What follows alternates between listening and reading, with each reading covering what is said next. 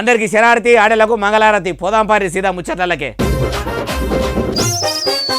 Congress party పెబ్బ Mallikarjun Kharge sir Telangana గుండెకాయ హైదరాబాద్ పట్టణానికి వస్తుండని ఎరకాయి ముఖ్యమంత్రి యనమల రేవంత్ సారు ఉప ముఖ్యమంత్రి మల్లుబట్టి విక్రమార్క సారు తతిమ లీడర్లు అందరూ కూడా శంషాబాద్ ఎయిర్పోర్టుకు పోయి మల్లికార్జున్ ఖర్గే సార్ను మర్యాదపూర్వకంగా ఇట్లా ఎదుర్కొన్నారు. అగో చూసినరా, ముఖ్యమంత్రి యనమల రేవంత్ సారు ఉప ముఖ్యమంత్రి మల్లుబట్టి విక్రమార్క సారు ఇంకా ఇద్దరు ముగ్గురు కాంగ్రెస్ లీడర్లు ఇట్లా పోయి మల్లికార్జున్ ఖర్గే సార్ను కొత్త పెళ్లి పిల్లగాన్ని కదా ఎదుర్కొన్నట్టు ఎదుర్కొని పువ్వుల గుత్తి చేతుల పెట్టి భుజాల మీద శాల్వగా పిర్రు. అగో మీనాక్షి నటరాజన్ మేడము, తెలంగాణ కాంగ్రెస్ పార్టీ పెద్ద పెబ్బ మహేష్ కుమార్ గౌడ్ సారు, సంపత్ కుమార్ సారు కూడా ఉన్నారు కదా.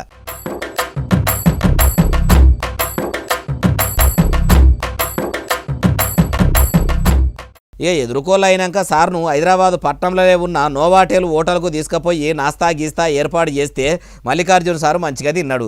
అటెనక చిక్కి మళ్ళా గాలి మోటార్ ఎక్కి గుల్బర్గాకు పోయిండట. మరి ఇక్కడ ఎందుకు దిగిండంటే శంషాబాద్ ఎయిర్పోర్ట్ నుంచి ఆడు దిక్కు పోతుంటే నడమల ఇట్లా ఆగిండని ఎరకయి తెలంగాణలో ఉన్న షై పార్టీ లీడర్లు అందరూ కూడా పోయి ఇట్లా మర్యాదలు చేసిర్రు. అయ్యా ఖర్గే సారు సుట్టం సూపుగా వచ్చి మర్యాదలు మంచిగానే అందుకుండ్రు. వచ్చినోళ్ళు వచ్చిర్రు. ఒక పారి తెలంగాణ రాష్ట్రంలో ఉన్న కల్లాల కాడికి పోయి ఒడ్ల కుప్పలు ఎట్టున్నాయో చూడకపోయిర్రు. చూసి మీరన్నా సూర్య గాంధీ మేడంకో రాహుల్ గాంధీ సారుకో చెప్తేనన్నా ఒడ్లు కొనునేమో. వస్తున్నట్టు ఒక్క మాట చెప్పిన రైతు సంఘాల నాయకులు మిమ్మల్ని కలిసేందుకు వద్దురు, మెరుపు తీగోల చెప్పక చేయక వస్తీరంటుర్రు ఈ ముచ్చటిన్నోళ్ళు. మాజీ ముఖ్యమంత్రి కేసీఆర్ సారు ఆయన 10 ఏళ్ల ఏలుబడిలా తెలంగాణ రాష్ట్రాన్ని అప్పుల కుప్ప చేసిండు.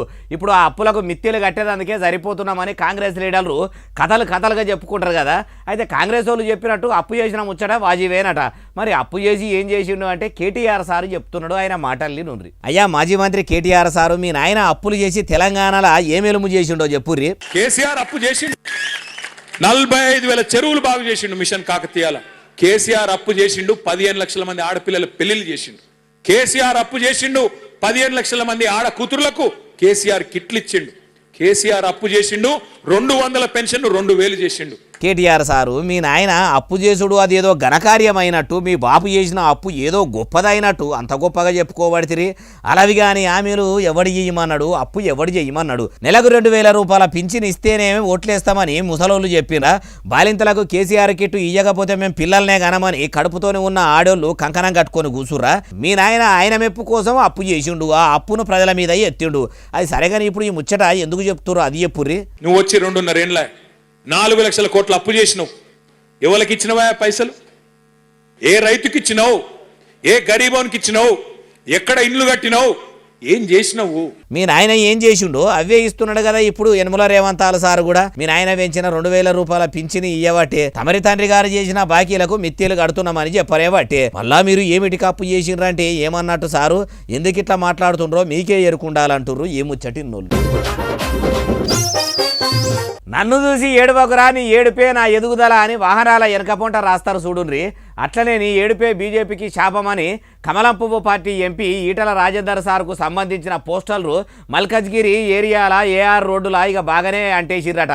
అగో ఈటల సారు ఏడుపు బీజేపీకి శాపమవుడు ఏందే బాలన్న అంటే చెప్తా పారి. చూసినరా, ఈటల ఏడుపే బీజేపీకి శాపమని తాటికాయంత అక్షరాలతోని పెద్దగా ఎర్రింకుతోని పెట్టిర్రు. రాష్ట్ర అధ్యక్ష పదవి రాలేదని ఏడుపు, సీఎం అభ్యర్థిగా ప్రకటించలేదని ఏడుపు, కేంద్ర మంత్రి పదవి రాలేదని ఏడుపు, 2 చోట్ల ఎమ్మెల్యేగా పోటీ చేసే అవకాశం ఇచ్చింది బీజేపీ. ఓడిపోయినా మల్కజ్గిరి ఎంపీ సీట్ ఇచ్చింది బీజేపీ. మోదీ గారి నాయకత్వంలో గెలిచాక కూడా నా ఇమేజ్ తోనే గెలిచాననడం ఏ రాజకీయ నైతికత? బీజేపీ నాయకులు ఎదుగుతుంటే అసహనం ఎందుకు? ఇందూరు బిడ్డ ఎంపీ అరవింద్కు వస్తున్న ఆదరణ చూసి కడుపుమంట ఎందుకు అని ఇట్లా పోస్టర్లు అంటేసిరు. బ్యానర్లు మొత్తం ఔటర్ రింగ్ రోడ్డు మీద ఇట్లా కట్టిర్రు.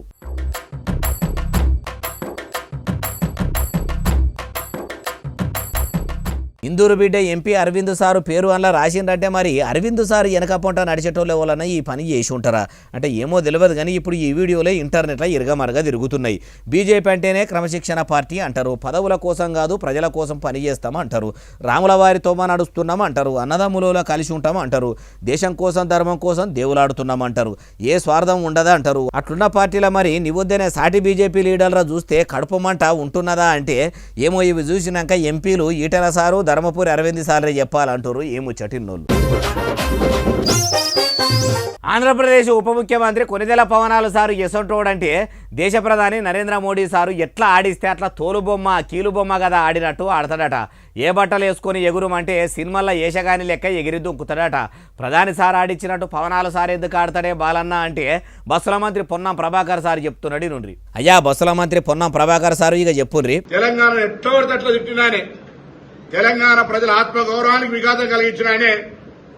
తెలంగాణ ఆవిర్భావ దినోత్సవంలో రైట్, ఇది ఒక ప్రజల ఆకాంక్ష, తెలంగాణ రాష్ట్ర అభివృద్ధికి మేము కూడా సహకరిస్తాడు పర్లే. కానీ మరి ఈ నవనిర్మాణ సభను పెడతాడు, పోయి గుజరాత్లో పెడతలేవు, పక్కన కేరళలో పెడతలేవు, పక్క తమిళనాడు పెడతలేవు. ఈయన ఇంకా మస్తుగానే అన్నాడు మొత్తం ముచ్చటి నుండి. ఆయనే పైసలు ఇస్తే ఏ నటన అంటే ఆ నటన ఏమంటాడు, ఏ డ్రెస్ వేసుకోమంటే ఆ డ్రెస్ వేసుకొని ఎగురుతాడు. ఇక్కడికి వచ్చి భారతీయ జనతా పార్టీ డైరెక్షన్ ఇలా ఈ డ్రెస్ వేసుకొని ఎగురుతాడు. తెలంగాణ వైషమ్యాలు సృష్టించాలి, రాజకీయమైనటువంటి విమర్శపూరితంగా మాట్లాడాలి. ఇట్లా అనుకోవచ్చుండు. అయ్యా బీసీ మంత్రి పొన్నం ప్రభాకర్ సారు కేంద్రంలో ఉన్న బీజేపీతోని పొత్తు పెట్టుకుని ఏపీలో అధికారంలోకి వచ్చుడు కాబట్టి ప్రధాని సార్ ఆడుమన్నట్టు పవనాలు సార్ ఆడుతున్నాడేమో. మరి మీ ముచ్చటింది, మీ ముఖ్యమంత్రి యనమల రేవంత్ సారు ముచ్చటింది. తమ కాంగ్రెస్ లీడర్లు కూడా ఢిల్లీలో ఉన్న కాంగ్రెస్ అధిష్టానం ఏది చెప్తే అది చేస్తలేరా? కూసోమంటే కూసుంటున్నారు, లేవమంటే లేస్తుండ్రు కదా. దానికి మీరేమంటారు అంటుండ్రు ఈ ముచ్చటిన్నోళ్ళు. తెలంగాణ మలి ముఖ్యమంత్రి యనమల రేవంత్ సారు అధికారం ఉన్నదని విర్రవీగుతున్నాడట. అగో ఎదిగినా కొద్దీ ఒదిగి ఉండే స్వభావం మా ముఖ్యమంత్రి సారు సొంతమని షై పార్టీ లీడర్లు చెడ చెప్పుకుంటుంటే ఏలుబడిలో ఉన్నా అని ఎగిరెగిరి పడుతుండని ఎవరన్నారే బాలన్న అంటారా? అన్న మనిషినే తెచ్చినా చూడుండ్రిగో. అయ్యా తలసాని శ్రీనివాస్ యాదవ్ సారు ఇక మీ తలపోత సురువు చెయ్యండ్రి. ఆయన కేసీఆర్ గారు ఆనవాళ్ళు చేర్పేస్తాడంట. మరి ఆ సెక్రటరేట్ ఎవడు వాడు అయ్యే జాగిరిదా?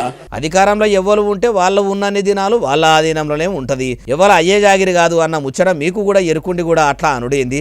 సెక్రటేరియట్లా మీటింగ్ ఎందుకు పెడుతున్నావు అంటే ముఖ్యమంత్రి కాబట్టి పెడుతుండు, మాజీ ముఖ్యమంత్రి మీ కేసీఆర్ సార్ కాబట్టి ఆయన పెట్టలేడు, అంతే తేడా. అధికారంలో ఎవరు ఉంటే వాళ్ళే సచివాలయం వాడుకోవాలని ప్రజాస్వామ్యంలోనే ఉన్నది కదా సారు. గ్రామాల పొంట సర్పంచులే, ఓడిపోయిన సర్పంచి గెలిచిన సర్పంచ్కి గ్రామ పంచాయతీ అప్పచెప్పిపోతాడు. అట్లనే సచివాలయం కూడా మీ కేసీఆర్ సారు ఓడిపోయినాక అప్పజెప్పి పోయిండంటే అది కూడా మీ కేసీఆర్ సారు అయ్య జాగిరి కాదు అన్నట్టే కదా. అది కేసీఆర్ సార్ది కాదు, అట్లనే ముఖ్యమంత్రి యనమల రేవంత్ సార్ది కాదు, ప్రజలది. ఎందుకంటే ప్రజలు పన్నుల రూపంలో కట్టిన పైకంతో నిర్మించిండ్రు కాబట్టి అది ప్రజలది అవుతుంది. అది సరేగాని అసలు ముచ్చట చెప్పుర్రి. నాకు నోరు ఉన్నది కదా, నా ఇష్టం ఉన్నట్టు మాట్లాడతా, నాకు అధికారం ఉందంటే అధికారం మా కొత్తనా? అధికారం కొత్తనా అని రెండు మాటల అంటే మాకెట్లా ఎరక సారు? కొత్తనో పాతనో, కొత్త మంత్రుల ముంగట పాత మంత్రి అయినా మీకే ఎరుకుండాలంటుర్రు ఈ ముచ్చటిన్నోళ్ళు. చెన్నూరు ఎమ్మెల్యే బాల్కసుమన్ సార్ను పోలీసులు అరెస్టు చేసిర్రు. అరెస్టు చేసుడే కాదు, 14 రోజులు రిమాండ్ చేసి జైలుకు కూడా పంపిర్రు. అగో జైలుకు పంపి 14 దినాలు చిప్పకూడు తినబెట్టేంత పెద్ద తప్పు సుమన్ సార్ ఏం చేసిండంటే అన్ని ముచ్చట్లు తెలవాలంటే మనం కూడా ఏం చేయాలి, ఆడికే పోయి అరుచుకుందాం పాని, ఇక ఆలస్యం ఎందుకు. ఇగో ఇట్లా పోలీసులు అరెస్టు చేసి చక్కగా తీసుకుపోయి చెంచలు కూడా జైల్లో వేసిర్రు.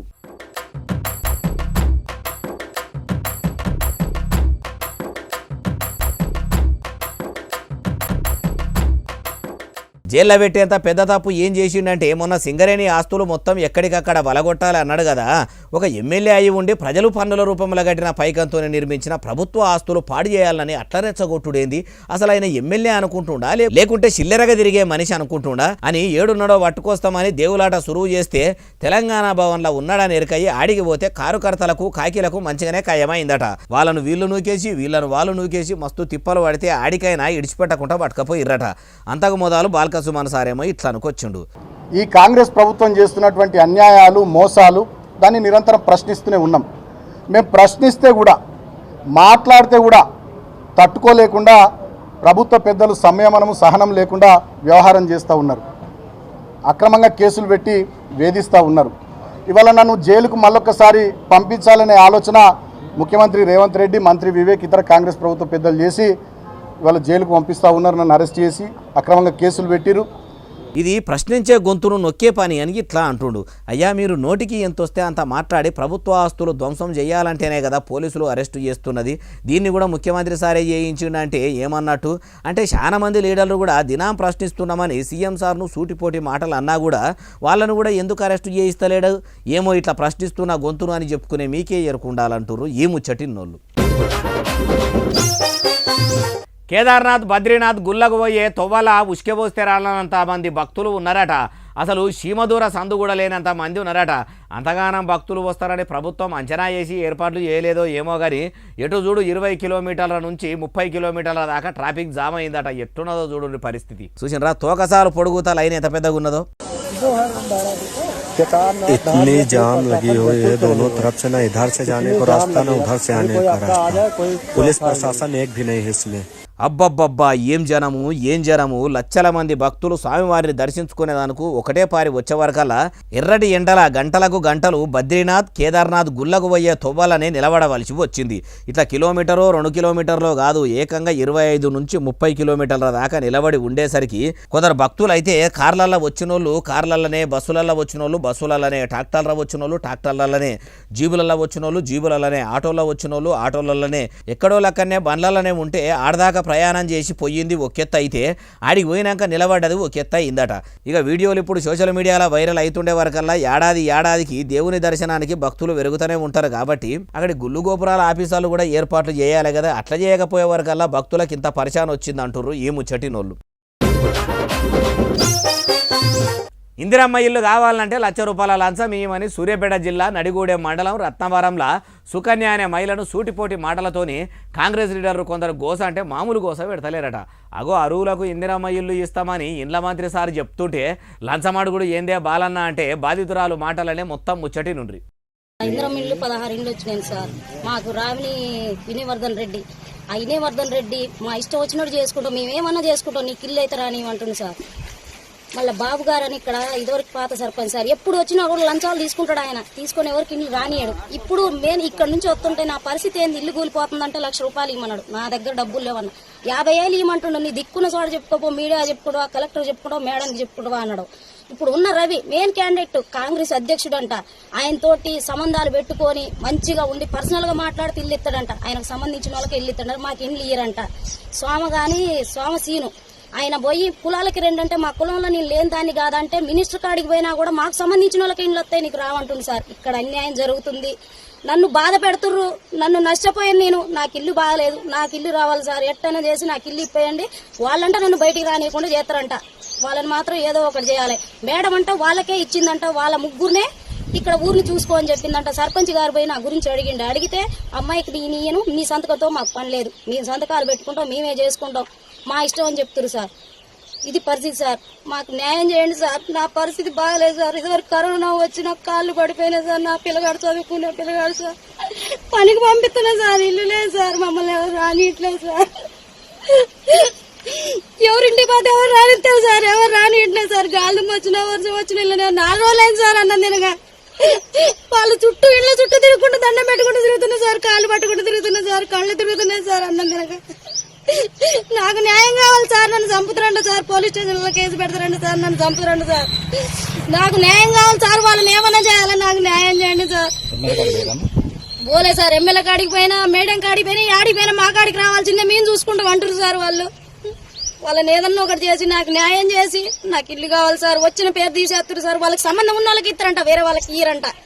లంచాలు కావాలి సార్, మరి నా దగ్గర ఏం లేవు సార్, తినడానికి వెళ్ళక పనికి పోతున్నా సార్, నా పిల్లగాడు చిన్న పిల్లగాడు సార్, పనికి తీసిపోతున్నా సార్, మాకు అండ లేరు, ఎవరు లేరు సార్, ఆ కులం లేదు, ఏది లేదు సార్, నన్ను బాధపడ. కాంగ్రెస్ లీడర్లు ఇంత గోస ఉచ్చుకుంటుంటే అక్కడి అధికారులు లీడర్లు ఏం కమాయి చేస్తున్నట్టు గుడ్డి గుర్రాల పనులు తోముతుర్రా, గడుదులు పెట్టే గుడ్లేరేదందుకు పోతుర్రా? ఓ ఎమ్మెల్యే పద్మావతి మేడము అసలు వాళ్ళ కథేందో మీరే మంచిగా అరుచుకోవాలంటుర్రు ఈ ముచ్చటిన్నోళ్ళు.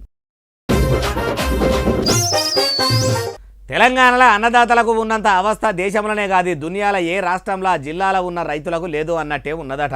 అంతగానం బాధ ఏమున్నదే బాలన్న అంటే ఒడ్లు తెచ్చి కళ్ళంలో పోసి కాంటకు పెట్టుమంటే కాంగ్రెస్ లీడర్లు వ్యవసాయ ఆఫీసర్లు అసలు అటాంకల పోతలేరట, ఒడ్లు కొట్టలేరట. ఎంత పరిశాన్ ఉన్నదో చూడురి. ఇక 20 రోజులు పోసుకుంటా వానకు నానుతున్నాయి, ఎండుతున్నాయి, మా బతుకులు ఆగం అవుతుంది, ఒక్కడికొక్కటి 7 ధాన్యం ఉంది అయ్యా, ఈ ఒడ్లేనట్టు పోతాయి, ఏం కథ. ఎవరు లారీలు వచ్చిన వాళ్ళు లేరు, కాడ పెట్టిన వాళ్ళు లేరు, బార ధరించిన వాళ్ళు లేరు.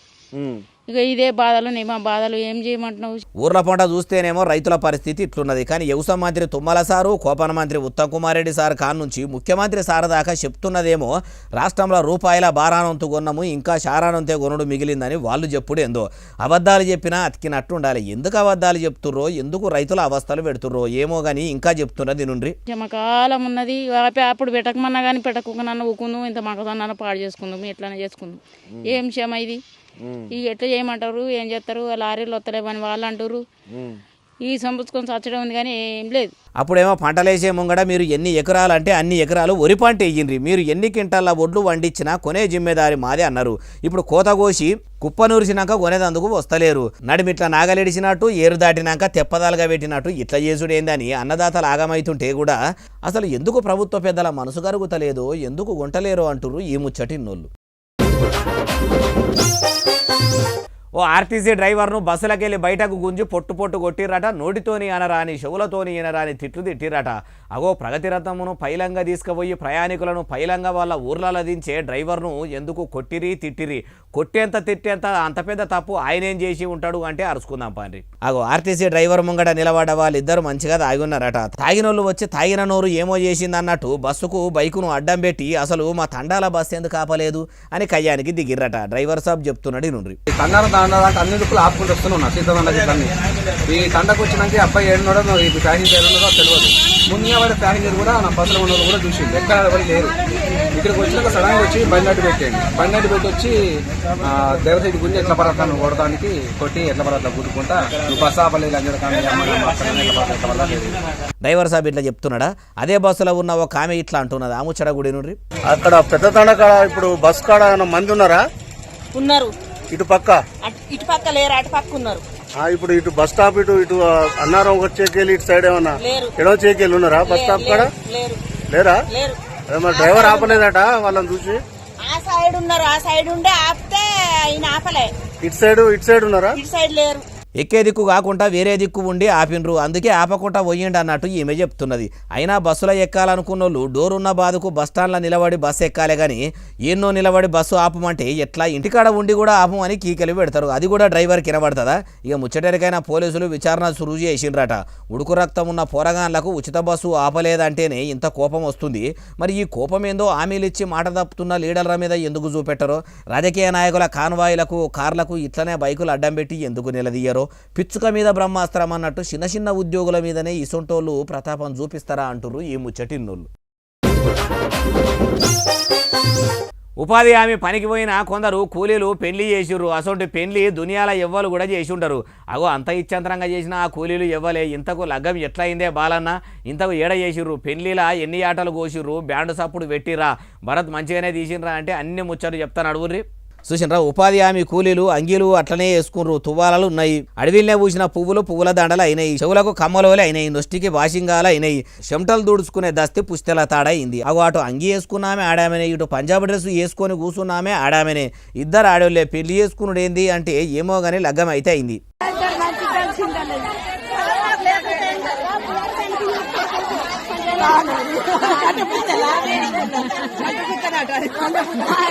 అయ్యవారు లేడు, వేద మంత్రాలు లేవు, కూలీళ్ళ మాటలే మంత్రాలు అయినట్టున్నాయి. ఇది ఏడనంటే జగిత్యాల జిల్లా మల్యాల. ఎప్పుడు ఇట్లా అంటే అందరూ పనులకు పోయాడ పనులన్నీ ఒడగొట్టుకున్నాక ఉత్తగా ఉండలేక ఇట్లా లగ్గమాట ఆడుకున్నారట.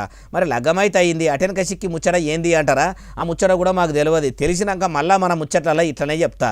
కానీ కాయకష్టం చేసుకునేటోళ్ళు అలుపు సొలుపు మర్చిపోయేందుకు అప్పుడప్పుడు ఇట్లా గమ్మతి ఆటలు ఆడుకొని గమ్మదిగా ఉంటారు. ఇసొంటివి చూసిన వాళ్ళకు కూడా గమ్మత అనిపిస్తున్నది. మీరు చూసిర్రు కదా, మరి మీకు ఏమనిపించిందో కామెడీ అయ్యిండ్రు అంటారు ఏ ముచ్చటిన్నోళ్ళు. ఓ వకీల్ సాబు చేతుల 2 లక్షల రూపాయల నోట్ల కట్టలు ఉన్న సంచి పట్టుకొని పోతుంటే ఆయనతో దాన్ని ఓ కోతి ఎత్తుకపోయిందట. అగో కోతి పైసలు తీసుకుపోయి ఏం చేసుకుంటుంది? దానికి వీటిని ఎట్లా ఖర్చు పెట్టాలనో కూడా తెలియదు కదా. అది పండ్ల బ్యాగ్ అన్నా కాదు, పైసల బ్యాగ్ అనబడితివి. దాన్ని ఏం చేసుకుంటుందే బాలన్న అంటే ఇగో చూడుర్రి. చూసినరా? చెట్టు మీదకి వెళ్ళి పడుతున్న అవన్నీ కాగితాలేమో అనుకునేరు. కాదు అవన్నీ కూడా పైసల నోట్లే. 1 కాదు 2 కాదు 2 లక్షల రూపాయలతోని ఉన్న బ్యాగును ఎత్తుకొని పోయి కోతి చెట్టు ఎక్కి దాంట్లో ఉన్న పైసలను ఇట్లా ఇసిరేసుడు పెట్టిందట. అవి 10 రూపాయలు 20 రూపాయల నోట్లో కాదు, అన్ని 500 నోట్లేనట.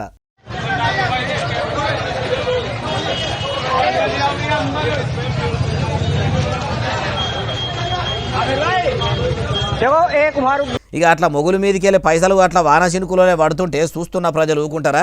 ఎవరికి ఎన్ని నోట్లు దొరికితే అన్ని నోట్లు కూడా అందుకొని జేబులో పెట్టుకొని పోయిర్రట.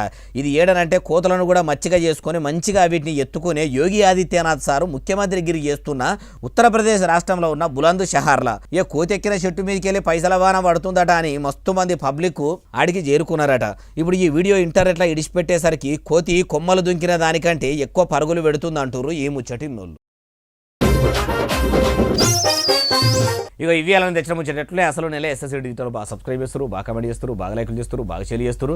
ఇట్లనే ఆదరించి ముచ్చల నుంచి మీకు వినిపిస్తూనే ఉంటా మరి సెలవు, శరార్థి, దండం, పబ్బతి ఇంకేమన్నా ఉంటే అన్ని.